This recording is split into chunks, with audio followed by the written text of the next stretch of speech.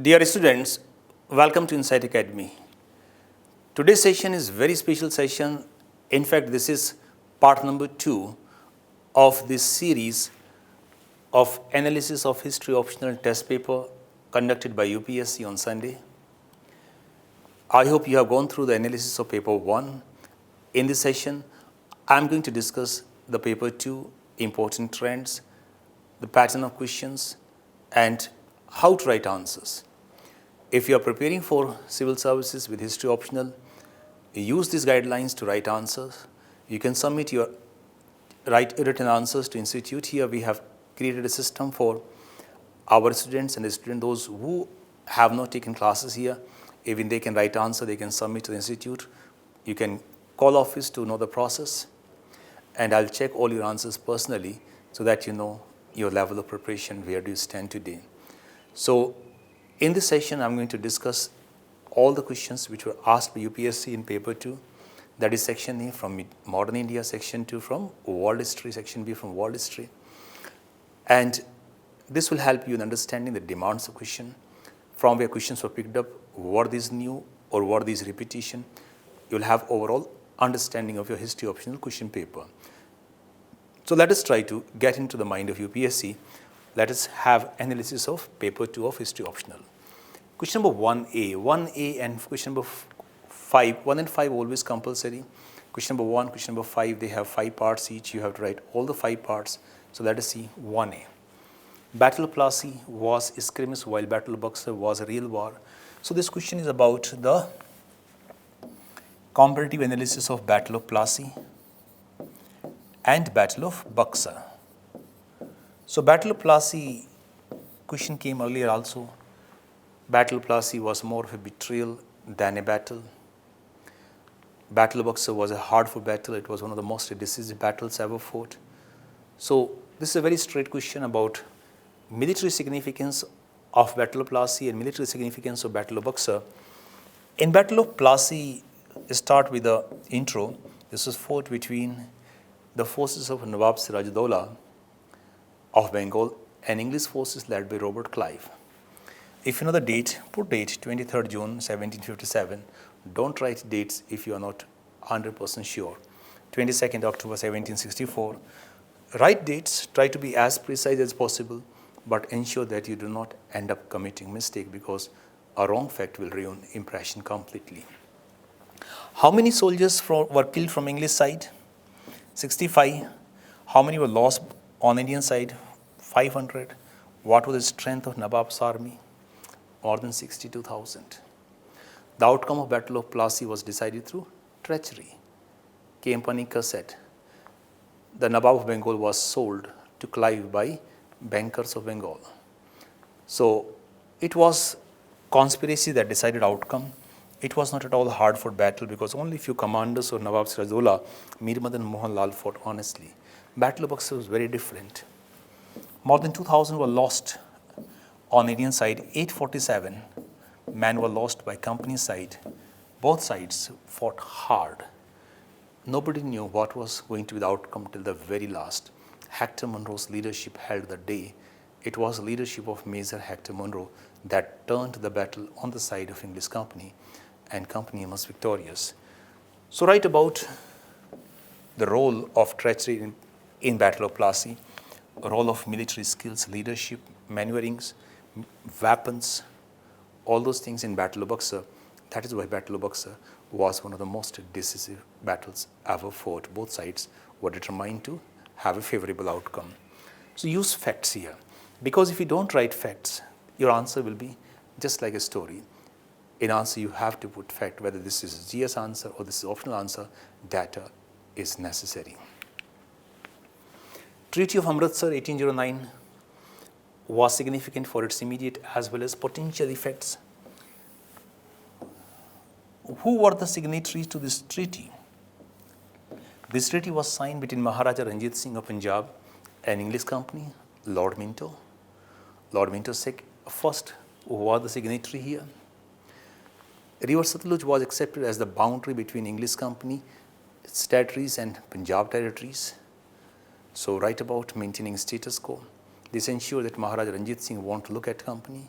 Company got almost a free hand for the next 40 years to consolidate itself in different parts of India. And once Maharaja Ranjit Singh died in 1839, the company started looking towards Punjab with its greedy eyes. First Anglo-Sikh War 1845-46, Second Anglo-Sikh War 1848-49, and Punjab was annexed in 1849 by Governor General Lord Dalhousie. So write about its immediate and long-term significance. Famines were not just because of the food grain scarcity, but were a direct result of colonial economic policies. This question was asked 2-3 times in past. How was the British policy responsible for famines? All these issues, whether this were number 1, number 2, or this number 3 here, number C, we have discussed in detail in classes. So write about the causes responsible for famine, particularly the role of British rule, how they were responsible for the destruction of agriculture, how they were responsible for black marketing, hoarding, how they ensured that there was no purchasing power left with Indians. So on the demand side, on the supply side, both sides analyzed the role of British rule in ensuring that Indians had to sleep empty stomach. Millions of lives were lost due to recurring famines during the period of British rule. Give examples, provide data, and highlight the causes. Penetration of outsiders called Dikus by Santhals completely destroyed their familiar world and forced them into action to take possession of their lost territory. So question is asking about the factors responsible for Santhal rebellion. Understand the key demand. So what were the causes of Santhal rebellion? When was Santhal rebellion witnessed? 1855, 1856. This was the biggest challenge against British rule before the revolt of 1857. Sidhu Kanhu were the leaders. Who were these Dikus? These Dikus were outsiders. Outsiders were landlords and moneylenders. How did they enter tribal area? Because of the changes brought about by British rule.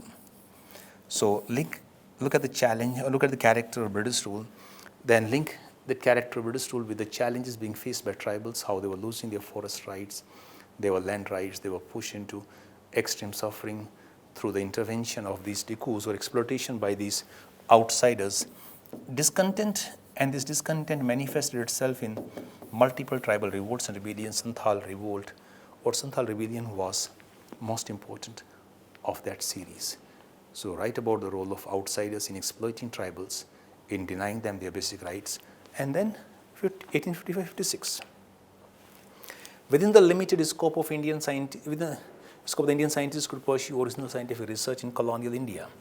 Very important, because British did not highlight Indian achievements. They were always trying to suppress the voice of Indians. They were always trying to deny Indians any kind of dignified praise. They were always looking at India in a very negative manner, that Indians are worthless, Indians are living at the mercy of British, Indians are living in darkness. But in spite of many restrictions imposed by British, Indians carried out extensive research in different fields, particularly in the field of physics, chemistry, in the field of mathematics. Think of Bengal Chemicals Factory, Acharya P.C. Ray. Think of Jagdish Bose. Think of C.V. Raman. Think of Homi Jahangir Bhabha. All the scientists did commendable research to write about their contribution. There was limited space, there was limited scope, there was limited freedom, there was no support coming from the government of any side. Still, Indians made remarkable success. So that contribution of those great genius scientists. Explain how permanent settlement initiated rule of property in Bengal and what were its consequences. So permanent settlement, start with introduction, how this was introduced in Bengal in 1793 by Cornwallis. Go to the features. Zamindar was declared as owner of land. Zamindari right could be sold, could be mortgaged, could be purchased by anyone. Zamindari right was a hereditary proprietary right, so it could be transferred from generation to generation. For the first time, the land became property. Land market emerged. These zamindars sold their rights to others, their agents and intermediaries. At times, they were more than a dozen intermediaries who purchased zamindari rights from the original allotee at the top and the peasants at the bottom. All of them survived on exploiting peasants. So concept of property emerged. It could be sold, it could be purchased. So we find sub-infeudation happened, absentee landlordism happened. What was consequences? Exploitation of extreme kind, degeneration of agriculture, famine, suffering, all those dimensions you have to write one by one. So this is about permanent settlement of Bengal, its features and consequences. Was the Western education a harbinger of constitutional cultural awakening or an instrument of colonial hegemony?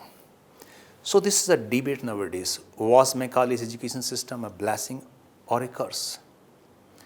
Macaulay's education system was designed for the benefit of British. There was not a single point which was considered from the side of Indians that Indians will get this, they will get this benefit from Macaulay's education system.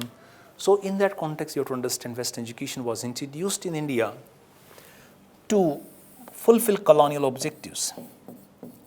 Cultural subjugation, using Indians to consume Western goods, promoting Western institutions, so right, all the purposes for which Western education was introduced. In the long run, its indirect outcome was cultural awakening. Western educated Indians started seeing the evils prevailing around them. Raja Ram Mohan Roy, Devendra Tagore, Keshav Sen were some of these Western educated individuals. So that was a side effect, that was indirect outcome, that was never the intention, but that also happens, right? Both sides of the coin here. It became harbinger of cultural awakening, but originally it was intended to be an instrument of colonial hegemony. That's the approach you have to take. Can you explain how after acquiring Diwani, the government of East India Company functioned like an Indian ruler? Diwani right means right to collect revenue, right to administer civil justice, record Treaty of Allahabad 1765. Shah Alam II signed this treaty with Robert Clive. So power on revenue, power on civil justice moved into the hands of company, and company replaced the role of Nawab of Bengal. So company became a de jure power. De jure means constitutionally or legitimate power through this treaty, and now it had all the powers of Indian ruler or all the powers of former Nawab of Bengal, and it gradually increased its dominance in Bengal, 1765, 1772 dual government, and thereafter direct rule. So it was like a company because power moved into the hands of company. Do you think that Indian national movement was a multi-class movement which represented the anti-imperialist interest of classes and strata? Give reasons. So question is asking about the character. Question is asking about the composition of Indian national movement. It was a multi-class movement. During initial phase, upper classes were dominant, but during the phase of extremists and Gandhiji, all the sections of Indian population became part of it. They were landlords, they were traders, they were Western educated intelligentsia, lawyers. These are the dominant sections in early phase. Then you find students, women, workers coming up. During the phase of Gandhiji or Gandhian movement, we find peasants started participating, tribals started participating, lower caste, upper caste, all the part of it. So give examples, and so evolution during different phases. 3B, the British rule had a differential impact on Indian society. What is differential impact? Differential impact means the impact on every section of population was not same. Some were affected more, some were affected less, some were affected positively, some were affected negatively. That's the meaning of differential impact. So understand the keywords. Your keyword is differential impact. Describe in what ways Indians responded to the revolt of 57. So differential impact, look at the impact on rulers. Many of them lost their power. Many of them turned against British. Not all. Zamindars, thousands of zamindars were deprived of their traditional land rights. So Talukdars of Awadh participated in a big number. Think of Kunwar Singh of Jagdishpur. They participated in revolt in large scale. Peasants suffered immensely because of impact of land revenue settlements. Peasants participated. Soldiers who were part of the British Indian Army, who were getting salary from British, they also faced impact, particularly discrimination, racial discrimination, particularly inhuman treatment, and then you find here attack on the religious cultural identities. Then you find tribals. Tribals were exploited more by landlords and moneylenders. They were agents of British rule. So you have to look at the impact of British rule on different sections of population, how there was a differential impact. It was not the same blanket impact. How did Indians respond? Many sections participated, but educated middle class did not participate. Hindus participated, Muslims participated.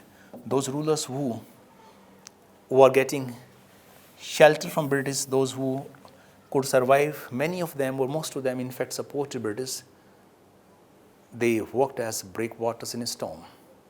Those who were removed, they fought against British. So look at that differential participation also, attitude of rulers. Rulers were on both sides. Those who were removed, they fought against British. Those who continued to remain in power, they supported British. Similarly, zamindars, those who were still having control on the land, they supported British, and those who had been removed through Inam Commission and other things, they fought against British. So look at the participation, look at the nature of contribution of both sides. Educated middle class stayed away, stayed aloof, because this revolt was backward looking. So each and every section you have to analyze here. Such questions are really the question which you have to target, where you get edge over other candidates. Because if you have the clarity of subject, if you have a good analysis in your mind, you can really get 75-80% marks here. 3C, analyze how revolutionaries taught people self-confidence and widened the social base of freedom movement. Very straight, very simple question. Contribution of Indian revolutionaries. So what was the contribution? What was the impact?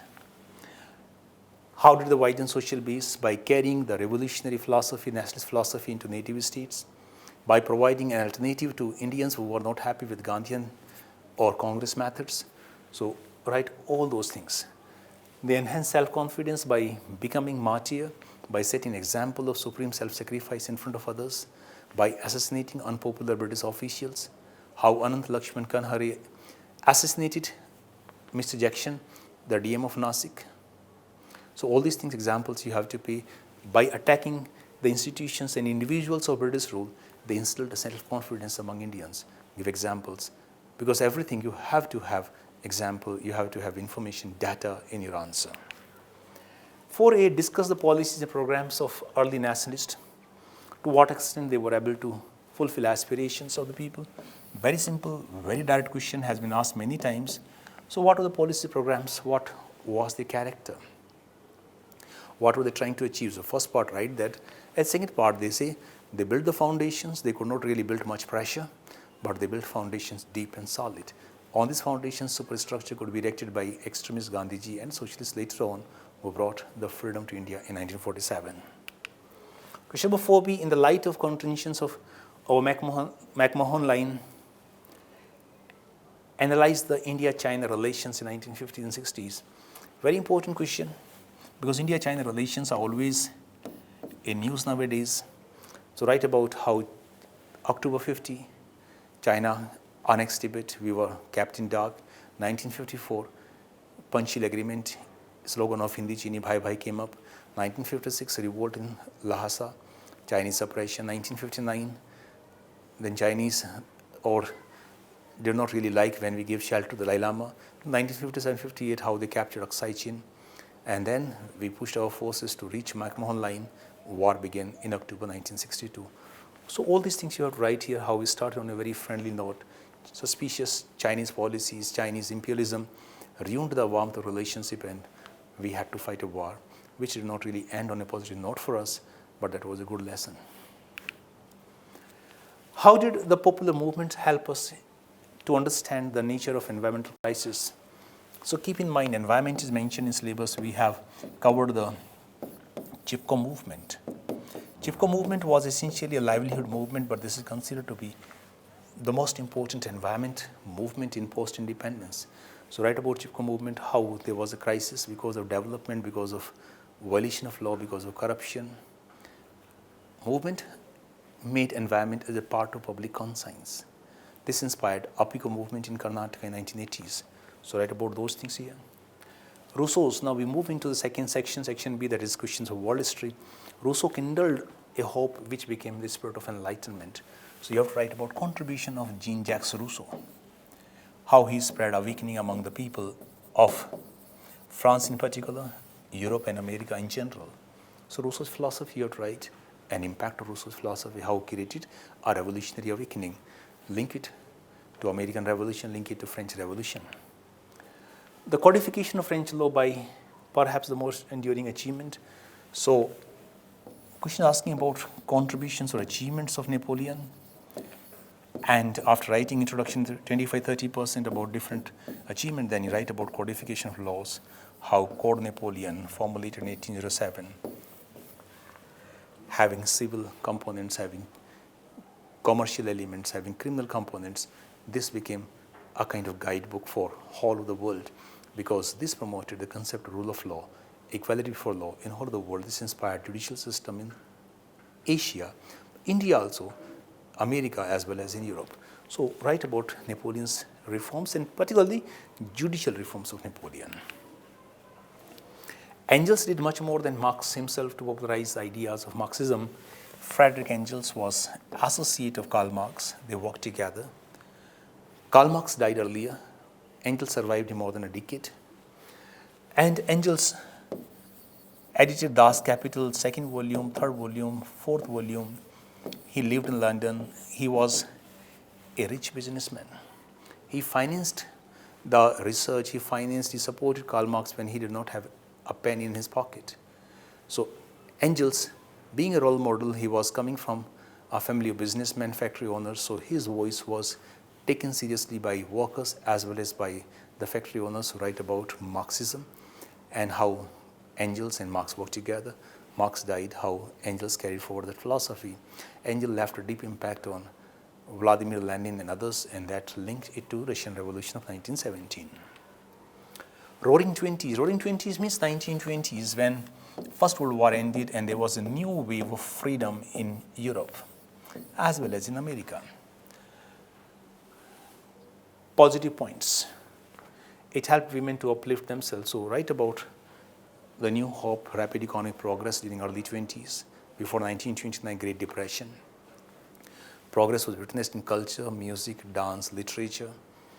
Progress was witnessed in the field of fashion.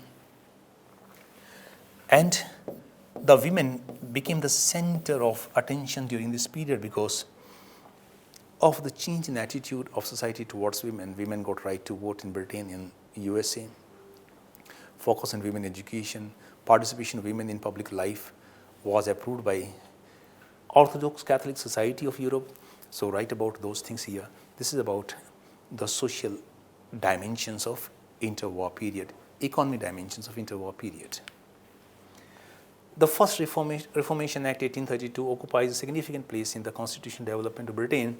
This question is simply about the impact or significance of Reform Act of 1832. Write about why, write about provisions, and write about significance. This is a 10-marker question, so 30-40 words in each part. Do you agree that economic effects of Industrial Revolution were to add enormously to the wealth and capital on the one hand and degradation of masses to permanent poverty on the other hand? So this is about economic impact. This is about social impact. This is about cultural impact of Industrial Revolution. Industrial Revolution was based on the philosophy of capitalism. It was guided by profit motives, so capitalist class became very powerful class. Since capitalist class was controlling resources, the labor class was exploited to maximum possible extent, so write about the exploitation. So society got divided into two extreme poles, extreme rich, extreme poverty.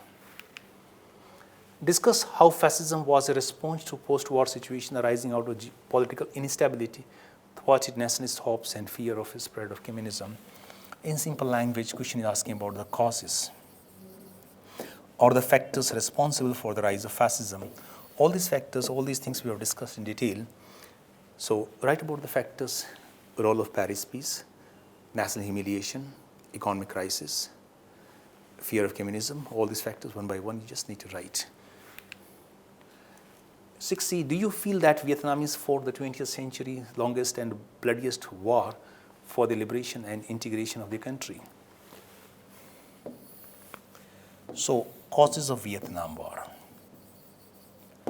And when was the Vietnam War? 1946 to 1975 or 1976, when Vietnam finally emerged as independent sovereign nation. So, end of World War II. Then we find here spread of communism, fear of communism, Cold War, and then return of French Vietnam War under leadership of Ho Chi Minh, and then under his comrades in future after his death. So write about causes of Vietnam War. 7A, do you understand that the lack of statesmanship in London during the 1760s and 1770s was an important contributory factor to the precipitation of revolution? Question is asking about the role of British government. This question was asked earlier also, we have discussed in detail in class. What was the role of British government in the outbreak of American Revolution?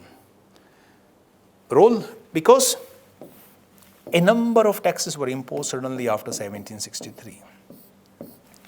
End of 7 Years' War. Give all the examples. Because they did not appreciate American concerns. In 1774, 1775, when Continental Congress sent first petition, second Continental sent second delegation, these delegations were not treated with respect. The British king refused to meet these delegations, and these humiliated Americans had no option but to fight war, because British tried to suppress their voice by using force. So write about the role of British government in outbreak of American Revolution, and this role will indicate how they were lacking statesmanship, they were lacking vision, they were lacking foresight. 7B, discuss how policies of Mikhail Gorbachev were responsible for disintegration of Soviet Union. So start from March 85, how Gorbachev comes to power, his policy of glasnost perestroika. His intention was to reform communism, to give a new lease of life to communism, but he ended up destroying communism. The adverse impact, analyze all those things. Very simple, direct, has been asked many times. What happened to Malaya after it was liberated from Japanese occupation in 1945? Malaya Peninsula, Malaysia and the nearby areas. This Malaya area was under Japanese occupation. It was a British colony before the entry of Japan in war. Japan surrendered after dropping of nuclear bombs on Hiroshima and Nagasaki. Malaya was liberated. Now, communism, or the Soviet communism, started gaining ground in Malaya region or in Malaya Peninsula. To counter communism, USA pressurized Britain to grant liberty to colonies, and independent state of Malaysia emerged, and then you find here fragmentation of Malaysia to come up Singapore. So you have to write about spread of communism into Malaya Peninsula, and then liberation of Malaya Peninsula, emergence of independent nation of Malaysia, then fragmentation into Malaysia and Singapore. So write about both the phases here. Question number 8, describe the launching of non-alignment movement, why the small nations wanted to remain aloof from powerful nations. So question is very simple, very direct. You have to just keep your thoughts in a proper perspective. Because when question is easy, you have a lot of points, you end up making a very below average answer. So when question is easy, like this is very easy here, straight. What was the reason for the establishment of NAM? Why NAM? So all the issues which we have discussed about why NAM in class. Why NAM? Because they did not want to risk their freedom. Why NAM? Because they wanted to stay away from bloc politics. Why NAM? Because they wanted to cooperate with each other for socio-economic development. Why NAM? Because they wanted to have a positive voice. Why NAM? Because they wanted to be equally close to both the superpowers. So all these reasons you have to write here. That's about the reasons behind NAM. In the first part, I start with the introduction that non-alignment term was coined by V.K. Krishna Menon in 1953. And in 1954, Pandit Jawaharlal Nehru put forward the idea of NAM. Then 5 founding fathers, and then come to the issue, why was a NAM established? What was the apartheid policy? Why was apartheid policy introduced in South Africa? We have discussed all the reasons in class here, why apartheid policy, concerns about racial equality among whites in South Africa, growth of awareness among blacks in South Africa, impact of World War I, impact of Gandhian efforts, impact of emergence of independent color nations such as India, Pakistan, Sri Lanka, Myanmar, etc. What were its main features? So, we give components here, complete racial segregation, how matrimonial relations were not allowed, how separate areas were earmarked for the residents of South Africans here. Political rights were taken away, separate means of communication, separate public utilities were introduced. So all those elements you have to write in proper format, one by one, chronologically. Every time when you write history, you have to be chronologically appropriate. The last question here, how far did Latin American countries overcome centuries of subjugation and interventions? Question is not asking how, question is asking how far. Means to what extent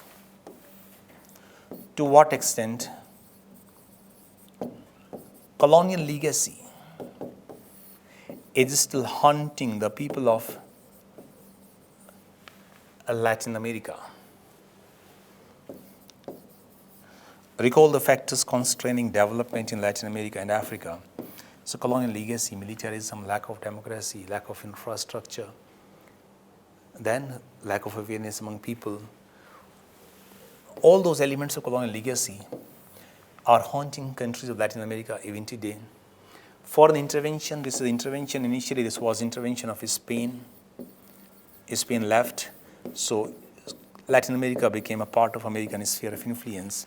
Recall Monroe Doctrine of 1823, how Monroe Doctrine established American hegemony on entire American world, North America as well as South America.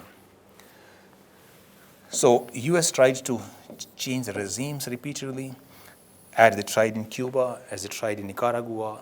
So they have changed the regimes repeatedly. They did not allow stable regimes to come up. Look at the Mexican-American War of 1890s.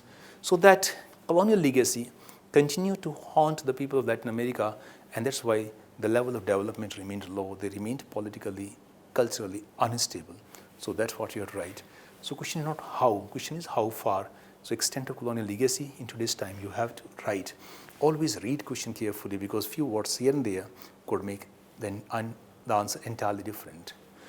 So this is the analysis of today's paper. You can see more than 80% questions are the repetition. At times the language is new. All the questions we have covered in classes in detail. So write the answers, call the office, get the process, how to submit these answers. I'll check your answers so that you know where do you stand today. So keep working hard, keep moving ahead. Anytime you have any difficulty regarding history option, you're always welcome to see me in office. You can always visit me. I'm always here to help you. All the best. God bless you.